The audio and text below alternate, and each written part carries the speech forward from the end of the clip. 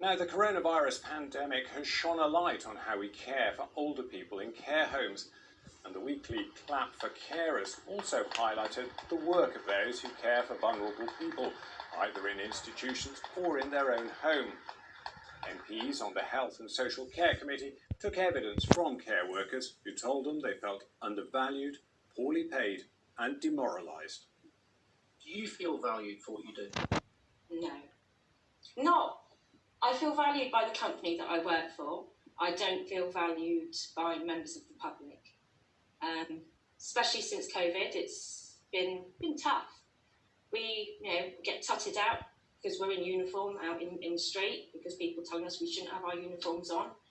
But they don't understand what a domiciliary care worker does, that we go to people's houses, we work in our uniforms, and we keep those uniforms on throughout the day in everybody's house. We can't change. I was pulled over when on my way into work and told I wasn't a key worker because they didn't recognise the role of a registered manager.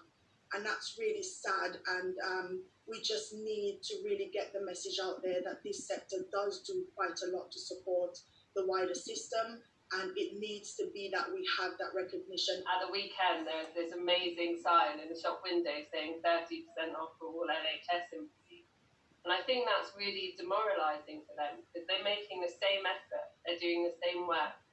Like there was people here that worked 14-hour days, went to the shops at the end of the evening trying to provide for their family, but weren't given the opportunity to cut the line just because they didn't wear an NHS badge. Turnover of staff among care home workers and home care workers can be more than 40% a year.